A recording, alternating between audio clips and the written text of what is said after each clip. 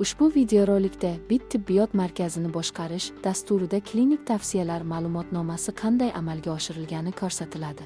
Ma'lumotnomani yuklab olish 2025 yil 1 yanvardan boshlab mavjud bo'ladi. Ham quti, korobka versiyasida, ham bulutli Bit Meditsina 365 versiyasida. Ma'lumotnoma Sog'liqni saqlash vazirligi tavsiyalaridagi o'zgarishlarni hisobga olgan holda yangilanadi. Shu sababli shifokorlar har doim yangilangan ma'lumot bilan ishlash imkoniga ega bo'ladilar. Endi shifokor klinik tavsiyalarni ish jarayonida qanday qo'llashi mumkinligini ko'rsataman. Rejalashtirish kalendaridan shifokor bemor familiyasi yozilgan katakka sichqonchaning o'ng tugmasini bosadi va qabul yaratishni tanlaydi. Bemor bilan suhbatdan so'ng ochilgan qabul shakliga barcha zarur ma'lumotlarni kiritadi. So'ng diagnostika oynasiga o'tamiz.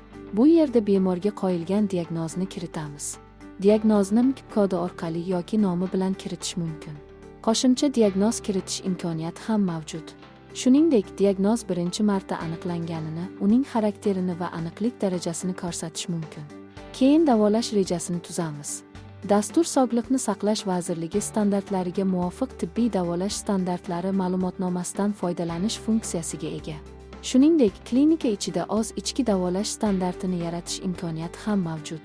Uni ishlatish uchun 2 marta bosamiz. Barcha buyurtmalar davolash rejasiga avtomatik o'tadi. Xizmat, dori yoki boshqa element qo'shish yoki o'chirish mumkin. Shuningdek, ushbu oynaning o'ng qismida tanlangan diagnozga mos klinik tavsiyalar ko'rsatiladi. Ularni 2 marta bosib ochamiz. Diagnostika va klinik tavsiyalar o'rtasidagi bog'lanish ma'lumotnomani yuklash jarayonida avtomatik yaratiladi. Yangi oyna ochiladi. U yerda kasallik haqida batafsil ma'lumot, manbalari, simptomlari, profilaktikasi va tavsiyalari berilgan. Shifokor bu tavsiyani chop etib, bemorga qog'ozda berishi yoki elektron shaklda yuborishi mumkin. Bu shifokorning qabul vaqtini sezilarli qisqartiradi. Bemor esa o'z kasalligi haqida batafsil ma'lumot oladi.